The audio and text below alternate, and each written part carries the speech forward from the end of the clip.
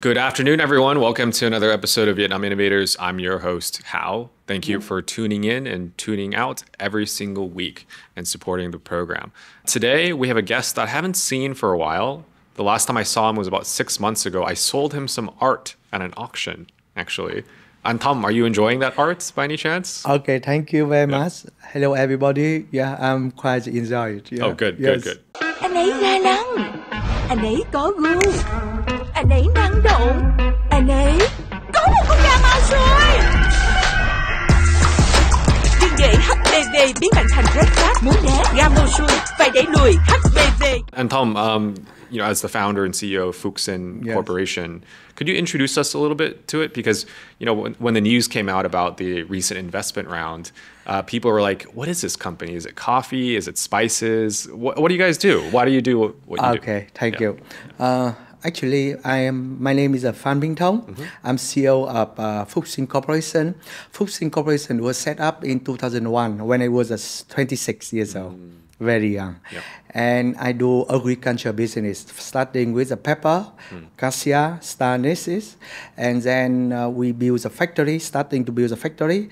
And 2008, we doing coffee, and we have like 22 years doing the business. Wow. Yeah, and we export, we turn over about 300 million US. Amazing. 300 million US in 102 countries all over the world.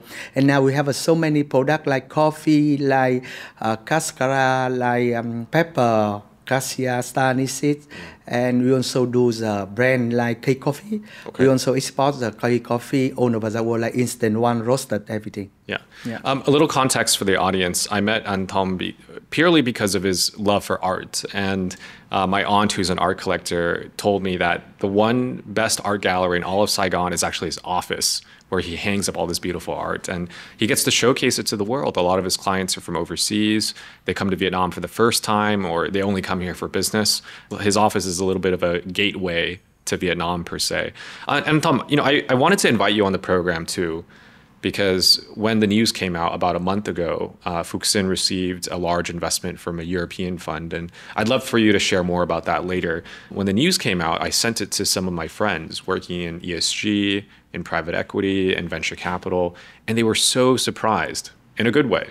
Yes. They're like, wow, this company that's been around 20 plus years selling Vietnamese products has made such an impact on the agricultural industry, where some company found the ambition to invest so much money into it. That was like, when you were 26, did you imagine you'd build a business like this? And then also share with us the story of that investment, how it came to be. Yes, I think that's a 26, when I set up the company, when I was 26.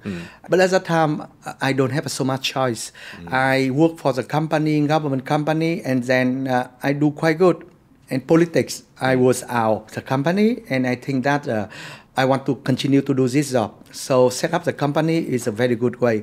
And I also immigrate to Ho Chi Minh because I was born in Hải Phòng, no family here. So I work everything alone myself. Wow. So I think set up company is good. I have a good, I try to convince the buyer, the supplier to support me for starting, but it's not easy. I never think that I was now. Until now, like now. When I was 26, I just want to make a living because I was alone in Ho Chi Minh, and I want to make a living, and I try to sell something, do something business, and starting to do business. And open the company is very challenging with me at that time. I have so much difficulty because before we work for somebody, and we don't need the loan, we don't need so many things, the company management. When it was a CEO, when it was 26, even startup, you have to think so many things. You have to pay for staff, you have to pay for the rent, for the office, and fund for company, everything. But I think that I love my job. It's the main thing. I love so much my job, and I don't have another choice. So when you don't have another choice, you fight for living. So you try to live. Wow, thank you so much. As a Vietnamese American, I was born and raised in the US. When people think of starting businesses, people say, wow, you're amazing. Like, you gave up your corporate job, your income to go on this adventure. Congratulations. Yeah. And then in Vietnam, I hear your story and you're like, it's about survival, making a living, wanting a better life, not just because you wanted to go make a unicorn, billion-dollar company, right? No, but it was more no. like... I think that 23 years ago, it's very different now. Ho Chi Minh, even that, Ho Chi Minh is a big gate and more successful in Vietnam, still have a very different now. A lot of bicycle. My bio also say yesterday. Yeah. What was your definition of a successful business? Was it enough to have food on the plate? Was it enough to feed your kids? Walk us through back then. At that time, I was alone. Yeah. I was alone, 26. I was born in quite poor family. My mother and my father is a worker, and my parents have 7 children. I am last one, so feed 7 children and their worker is very hard in anywhere in the world, not only in Vietnam.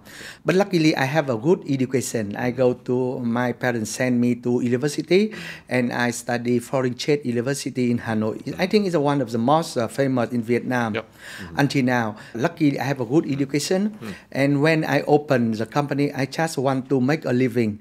I have enough, because if you don't work, you cannot survive. At the time, I already I fight for living, working very hard. I think I work more than 20 hours per day. You can imagine, more than 20 hours a day. And I work many countries, like when you work with American, it's a time is different, 12 hours. And the buyer just pick you the phone to talk to you and want to buy something. And normally now, I cannot do like it. 11 p.m. I already close the phone. But at the time, 2 a.m. I still hear the phone selling, buying, because I don't have a choice. So I work so hard for many years. So yeah. What do your parents, your sibling, what do they think about? My parents living in Hải Phòng. What do they think about what you do today? Actually, that's when I was in 9th grade.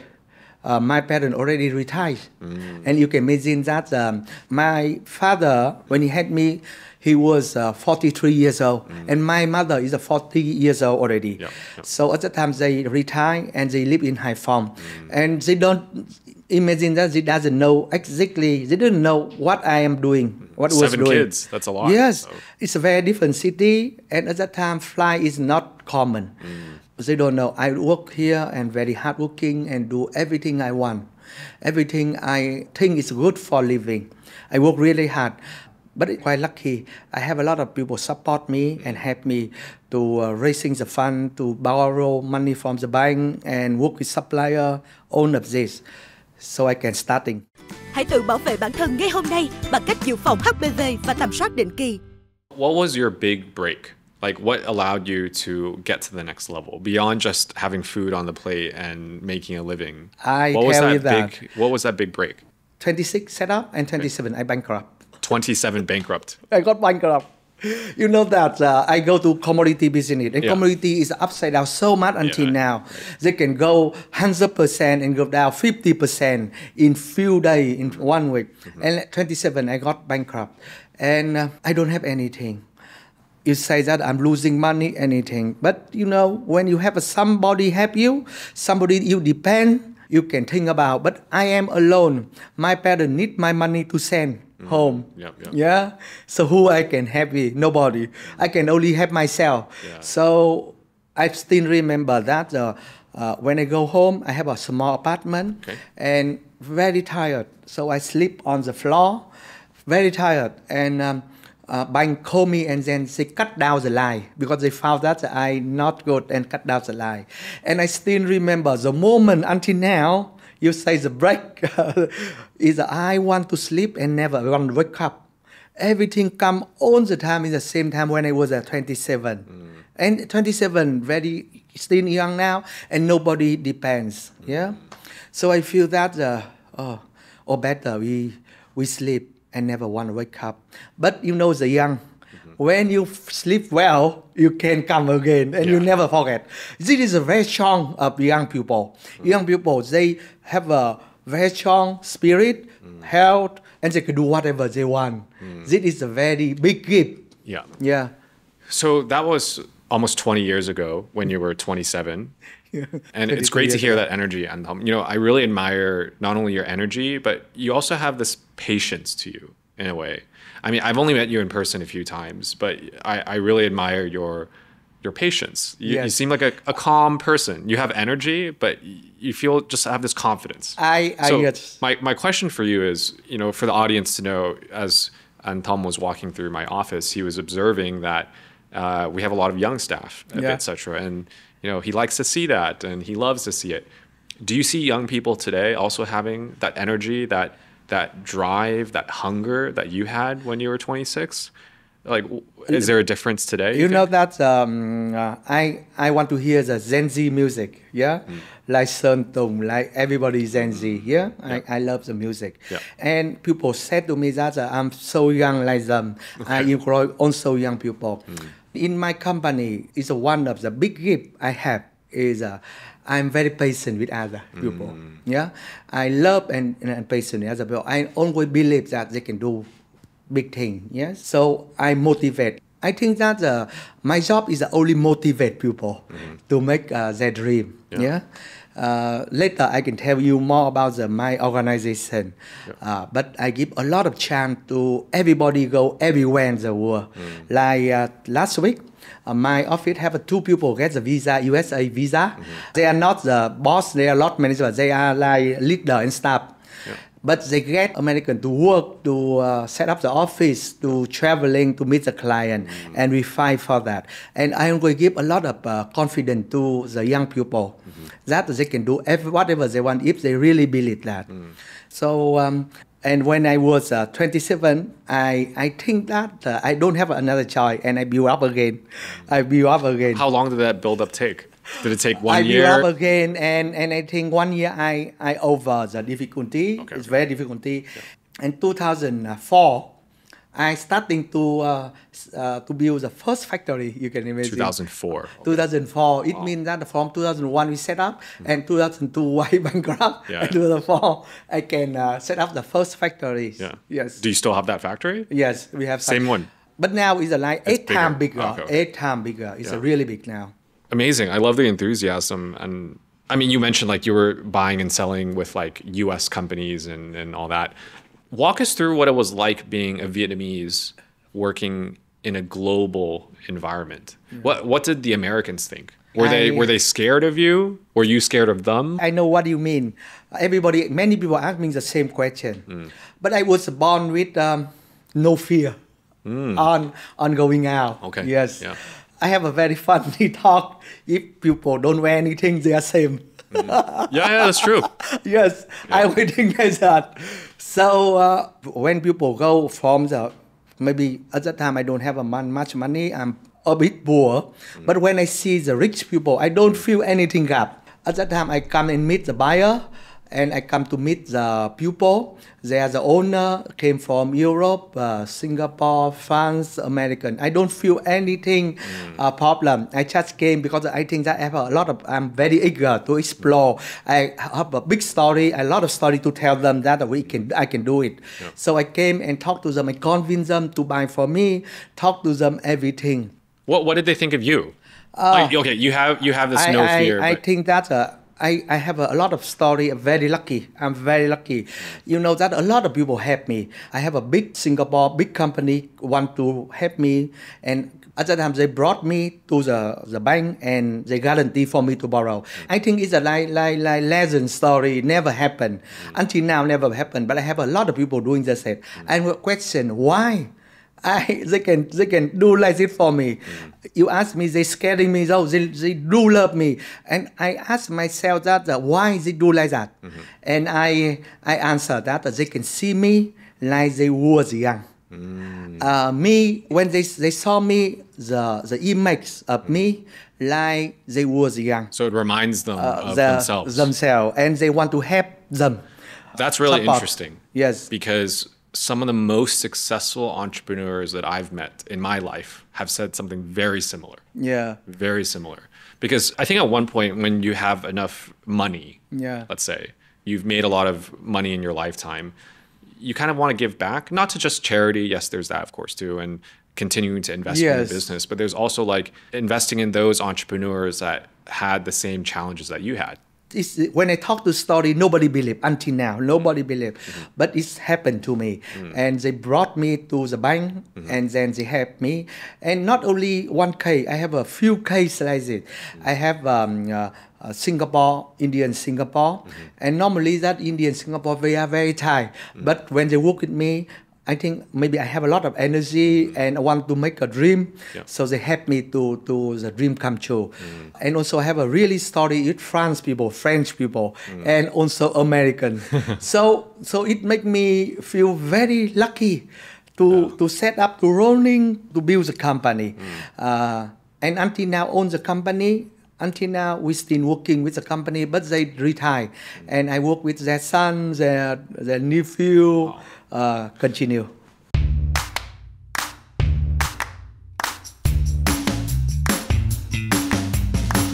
Walk us through, who are these buyers? Are they like retailers? Are they distributors? Are they brands? So I'm kind of moving over a little bit. Actually, we are doing B2B, because the B2B business, the raw material business. Yep. Vietnam is one of the biggest raw material business in the world. So we are like the first one in like seafood, like rice, like cashew nut, like pepper, like coffee. We are number 1, number 2 in the world. So we do big business by container. So we sell to the buyer in the container. They are the raw material, B2B business. And B2B need a lot of money to do business. I'm very lucky that when I set up the company when I was young, and the price of that is not so expensive, and I have a lot of support to make my dream come true. Oh, wow, you're so excited. I love it. Yes. That's incredible. Thank you so much. How do you see the future of your industry? You mentioned like, number 1 and number 2 in the world. Yeah. And, I love sharing that to people, that Vietnam is number 1, number 2 in something. But the brand of Vietnam. Yes. Right? The commodity is there, but the brand. What do you think about that? What's the future? Okay. First thing that after COVID, after pandemic, the food become very important. Agriculture, now they think is not the meaning and very important. People now change the thinking. Okay, before they think about finance, Bitcoin, or the money. Yeah. Now they think food is very important. A lot of companies in all over the world came to Vietnam, and invest on food business, agriculture business. It's very important, and prior agriculture become very expensive. Yes, that is it's like food security. Yes, the food. People think about it. And when they hungry, when they pandemic, you cannot eat the Bitcoin. You can eat so many things, but you need bread, wheat, or rice.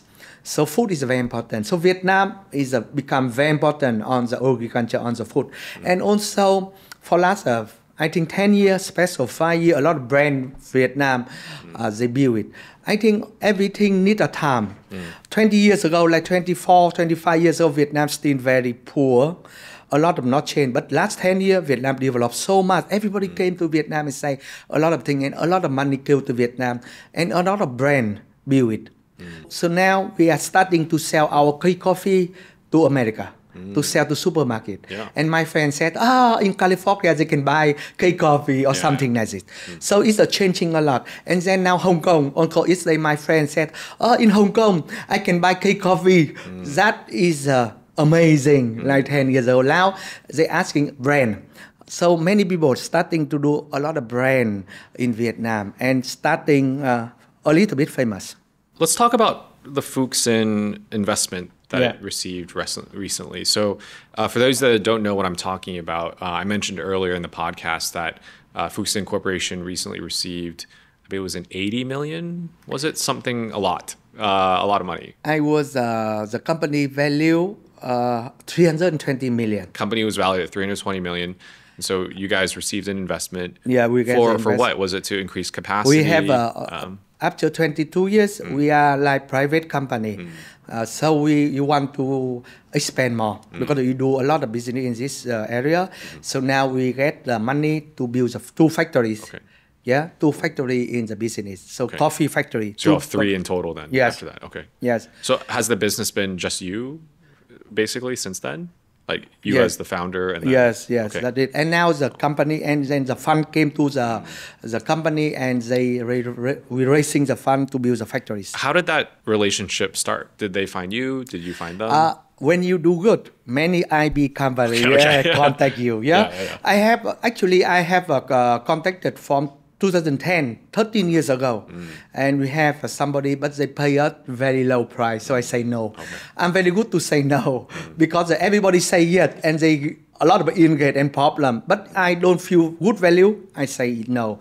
So many times from 13 years, many people came, and 2 years ago we have a very good company, the IB company, and they are like first class. They came to us and convinced us that after 21, 22 years already, you need to expand. Every time you put the profit, you need 10 years. Maybe raising the fund is good, and you can explain double size. And it's a very big cake. Everybody have a big cake. So, and you can make bigger dream. So I agree. Tell us about this company that you have partnered with. Where is it from? Actually, they are from Holland. Holland. Yes, they are from Holland. And the IB company is worldwide, is the first class. So, IP, sorry? Yeah, IB, IB, investment bank. Okay. So they introduce, they are like service company. They make both of company together, and it's not easy. It takes about 18 months to get the conclusion and get finish the deal. And the fund only working with ESG. Wow. So ESG is in Vietnam is very little, where Phúc Sinh is like unique. And we starting with ESG like 13 years ago with certified. So we do a lot of certified system, everything. But ESG asking more. ESG like you work at environment, you work with government, and then govern yourself. It means that govern companies yourself. It means that you have a system. So a lot of condition, processing, everything. But we are finished it. Everybody talk about ESG, but we can know ESG. What is ESG already? Because we are DD ESG, I think 4 months ago. Yeah, everyone is talking about ESG now. Yes. And Tom, I also wanted to invite you on the program because we have an annual ESG conference. Yes. Okay. It's going to be in May of 2024. And it seems like a lot of Vietnamese companies don't know what to do. Yes. They know that by practicing these policies, they might attract more international buyers, maybe some investors, but they might be struggling with like, well, I have to make so much investment. It's not worth it. When am I going to get the money back? Could you talk about that a little bit? Like, did you have the same questions? Or Actually, that everybody talk on ESG, but they know what is ESG is very, very important. And even that E is the environment, S is a social and govern. But actually, what is that? Like environment, last 13 years ago, I think we have to talk about the food safe and sustainability. Yes, we have a traceability. All this make us to make safe food and make sustainability business. Yes. You build a factory not only 1 year, 2 year, 5 years. You make a 30, 50 year and forever. You have to live very peaceful with the labor, the land, the people working, the farmer. This is the environment in ESG. Okay. What did your staff think about these policies? Actually, I was forced to do it. Okay.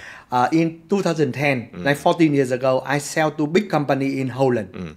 And they start talking about this, and you're like, they talk about it, and they want the supplier doing it. Otherwise, I will be kicked out. I would be kicked out. Wow. So I have no choice to do it. Yeah. Yes, that is starting with ESG. Okay, so you're forced into it, and then you learned on the go. You learn, and faster. I feel it's a good thing. Okay, I feel that it's a very responsibility the person and become the company have to be have a responsibility with the area they are set up, with the farmer, with the people over there. You have to do it. You just don't take only profit.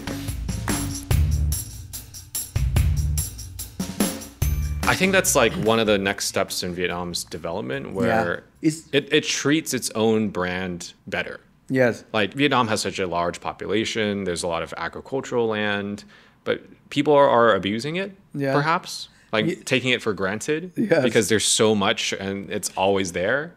But then after a while, it's starting to run out, right? Or become less quality because it's been used and used and used. So it's great to hear that. That's why Phúc Sinh is very different and K-Coffee is very different, because we already do sustainability business long time, traceability long time. And it makes us to get very easy client in the world. We get the paid better price, premium, what we get certified. So I feel that, it's amazing. You're upgrading. Upgrade. And one is support for the environment, and one you can get profit. You follow the rule. And then social. It means that we, like the company, have something with the government, have to work peaceful with area, follow the rule, law, have to pay the tax. All is the ESG. Before they only sustainability business. Now ESG, you have to pay the tax, you have to follow the rule in the native government, in the local government. This is the ESG. And then you have a govern. It means that you have a cheat your staff well system. You build system like AI. You change to software. So this is also Z. Z is for that. The governance. So all the thing we have come up in the same time. So we were the DD by the company. They have a ESG, the system. So 90% we over. So it's good. But ESG is a nice destination, like the on the way go to, not the it doesn't finish right away. No, it finish the way. It's on the way you are making better yourself. I'm sure you have a lot of friends in agriculture as well, and like people that you have built your business with. They have their own factories too. Maybe they're building their own brands. And what do they ask you about ESG? Like, what are their questions? Because I'm assuming that they haven't been as quick. I tell it maybe they don't like me, but actually they talk ESG, but I almost they don't know what is the ESG. Okay.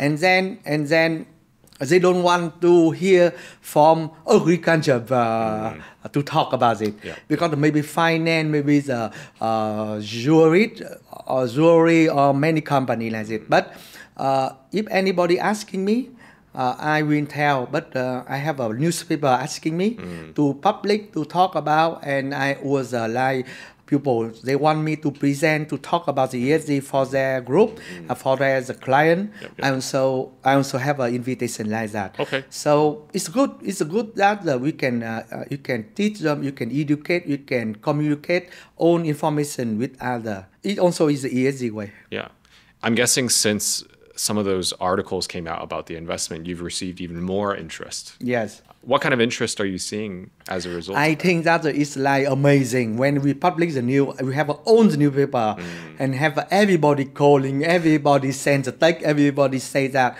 and we have a very high chances on the information. And it's very interesting because now I think the pandemic, after pandemic, it's a company, I think the world economy down. So we have a very positive news, and especially agriculture business. Yes. And it's very good that it make like breaking news for everybody. And I see that we are on the first, I think the first day, first page, many very famous newspaper on the investment. I think it's good because the private company is a high value, and they build very good thing, and then they have an investment from the company. Do one ESG is also a trendy. Inspire. I liked it as well. It was encouraging to see, because I think one of the things that investors are concerned about Vietnam is things like transparency, governance.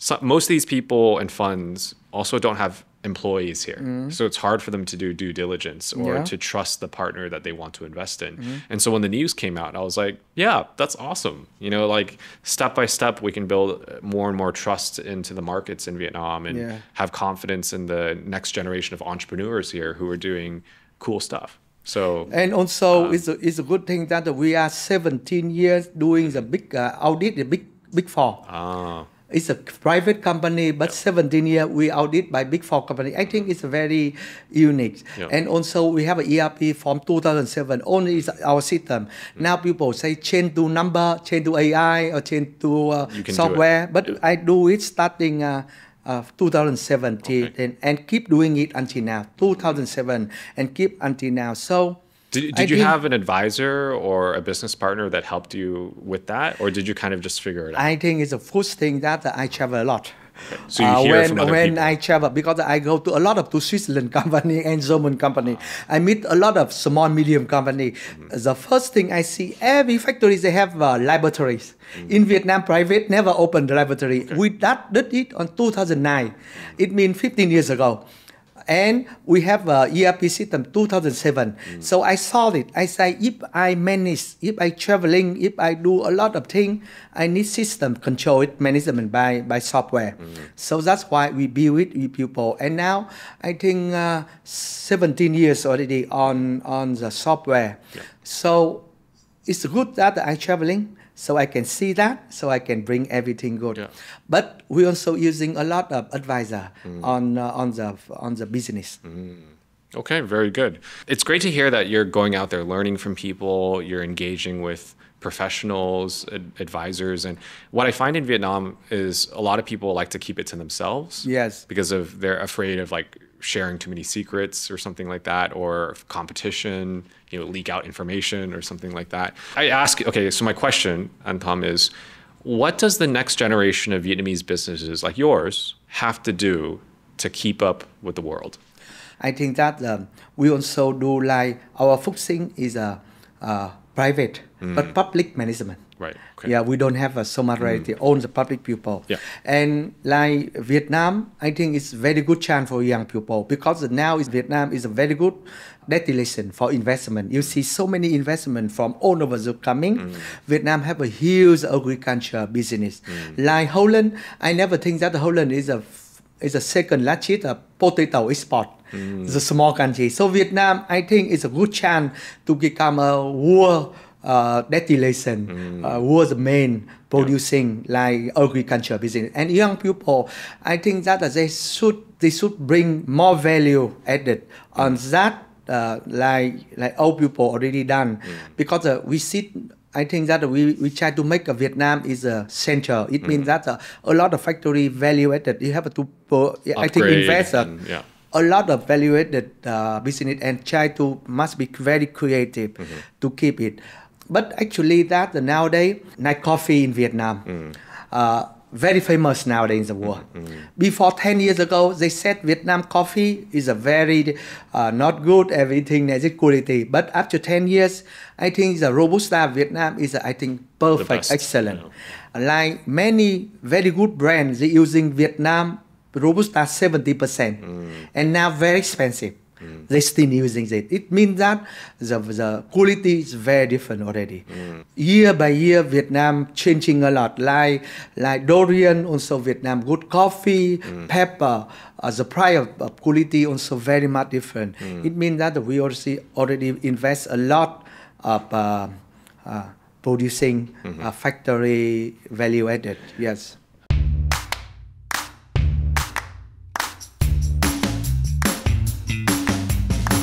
You've been in business for 23 years.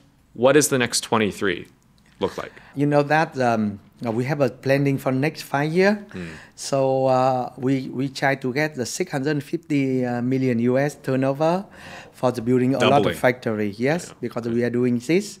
On the IB said the unicorn is not very far with the Phúc Sinh, but we do a lot of brand now. We build a lot of factory for branding because I saw that. I try to open the shop. I try to do branding like Cascara. I bring a lot of factory in Vietnam to many areas and build the new products. Many products in Vietnam now only Phúc Sinh produce, like free dry green pepper, pepper in dry, Cascara, all the industry products, but only Phúc Sinh doing it. And we try to make more brand. So before they talk only Phúc Sinh is export and B2B, I think in next 10 years people see that Phúc Sinh is a brand company. They can produce so many brands. But I'm very happy that Vietnam give me a chance to rule from farm to cup. It means that we have a farm, we have a factory, we have a roasting, producing, the packaging and distribution, and own the chain coffee shop. So this is what I'm going to do in the future. And I try to make more product for Vietnamese. You understand that the reason we do coffee I think 8 years ago, I feel that the own coffee Vietnam is the own flavor and chemical. But I think that we are the biggest country in Robusta coffee. Why we have to drink that kind of coffee? So that is the K-coffee happen. And from that, we build so many products for local, not only export, for local using. This is my target. Locals are making more money than ever. Yes. So they don't need cheap anymore. They need good. We are Vietnamese, so we try to change it, adapting that, and we try also, we need something for us to browse that we can do for Vietnamese, not only import quality, import cargo. So that is also my main target for next many years. Okay, that's incredible. Thank you so much for sharing. And yes. That's enough about Phúc Sinh, everybody. I mentioned earlier at the start of the show that anh Tom is a very avid art collector. And in fact, he loves to not only talk about it, but introduce art to a lot of international people who don't know anything about art or even Vietnamese art. Tell us about that hobby. I just want people to understand you a little bit better and your other interests. I came to art very, I try to do from beginning. It's suddenly I get it. Okay. I build a house. And I think that because I'm traveling, I see all my my friend, my buyer, how they always have a very good painting. Yes. So I think, we are going to buy nice painting. I don't have any clue yet. So I have asked my friend. And luckily, she took me to one of the most famous at that time, the gallery. So I choose the art. Until now, that kind of painting can still inspire me a lot. And I hang it in the wall. It's so beautiful. It makes my room, my living room so nice. So I thought, when my wife came and she also feel very inspired, she loves so much. So I think, why we don't hang on the office and more space? Then we keep buying and then doing it. Especially that when 2007, I keep buying and selling a lot of painting. And my buyer, when they came wow, they make so much impressive. I think that like in Europe, like Germany, Switzerland, Austria, if somebody collects art, it means they are very different. It costs a lot of money. They're curious. There's a lot of money. So they came here, they see the office so nice, also very beautiful. The Vietnamese painting and artist very talented. So make my buyer, they concentrate on art. They don't concentrate on what are Phúc Sinh doing. They say, if Phúc Sinh has it, maybe they have a very high class. So they have give a lot of support. Like they have a sympathetic with me, they understanding more and they give me a lot of chance. And when they check the factory, they check on so easier. When they see the art, it's nice on the eyes. Nice on the eyes, and then they give a lot of chance, give a lot of order. They give us like a little bit more respect than normal. So I think art bring a lot of things, and then many people want to buy the art. So I make a connection. I buy and sell in art. I make a bit money, but the thing that I involve more in art. And then I keep buying. After 6 years, some painting go 3 times, 400%. It's go very expensive, like Trần New Hậu. So it's a like big investment also. Yeah, I have one painting I buy 12,000, and some person asking me 130,000. Wow. In 10 years. Yeah. In 10 years. Can people go see the art? I mean, I was a guest, and obviously I know you, so I was able to go in. But do you have a space that people can see? You know that we have a lot of buyers all over the world. They come to see it, and some people want to my friend. They are not my friend. They're just people that admire people. art. Yes, they want to see. So I think about it. Maybe I will open the gallery for everybody can see it. And I have a friend like Madame Phượng. She also said that, Thông, if you can bring the children, you bring the pupil, go to saw collection, it's a very good appeal because they can feel how beautiful it is. And they can understand the art from Vietnam. And I think it's the best way that you see the physical. It's a physical. How they can see the gallery, you can collect it. It's very important. But you think about it. So I think it's a good idea. I'm also thinking about it. How to communicate with the gallery and make an exhibition, and also how to communicate with the people loving art.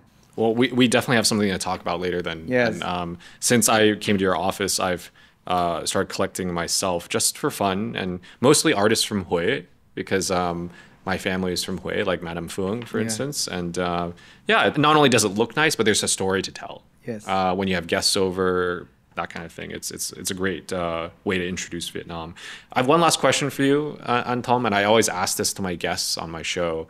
You're an expert in agriculture. You know how to do manufacturing. You know much more about art than most people. What do you not know about? And what are you curious about? So I ask you this because the next guest I will invite on this show will answer your question.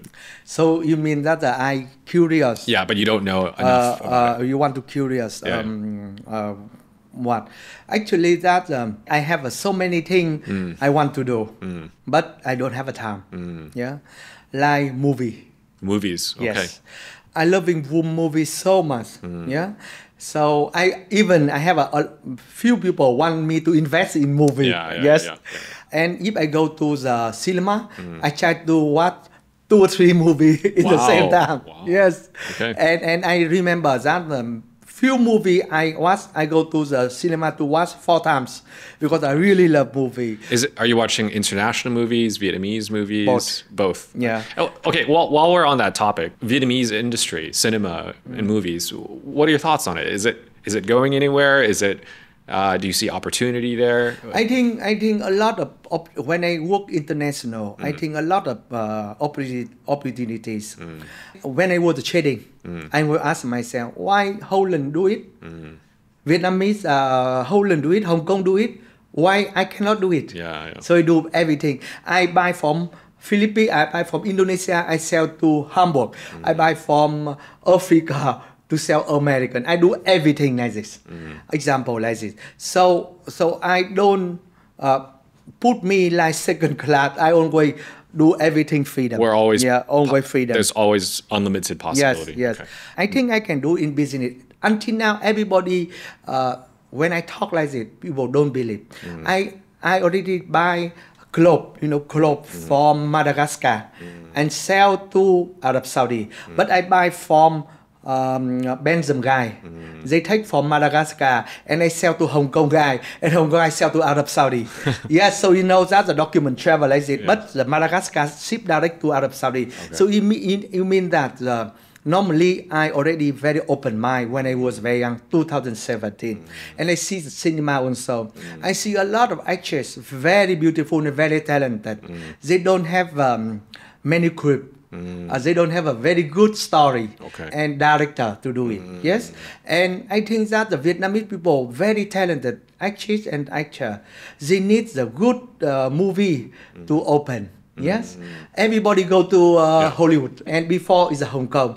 But I think that the very talented actor and actor, they need the support. They need the people can handle it. Understanding and handle it. And I think it's a time only. That's great. I love hearing that, Tom. And again, I love the enthusiasm. And I only wish the best for Phúc Sinh. Thank you so much for sharing today. Thank you very much. I've wanted Tom on the show for a while, and when the news came out, I was quite grateful that he's extended his time here with us. So if you're curious about Phúc Sinh, if you're curious about Tom and his art collection, we'll include information in the link below so you can read more about Phúc Sinh and what they do. We'll include some photos of his office art gallery as well. It's been such a pleasure to learn from you, though, Tom, today. And best of luck. I can't wait to see the business grow to $650 million in turnover in 5 years' time. Thanks. So thank you so much, guys. And thank you for tuning in for another episode of Vietnam Innovators, everyone. I'm Hao. This is Tom. And thank you so much again, and see you next week. Thank you very much. Bye-bye. Thank you, Hao.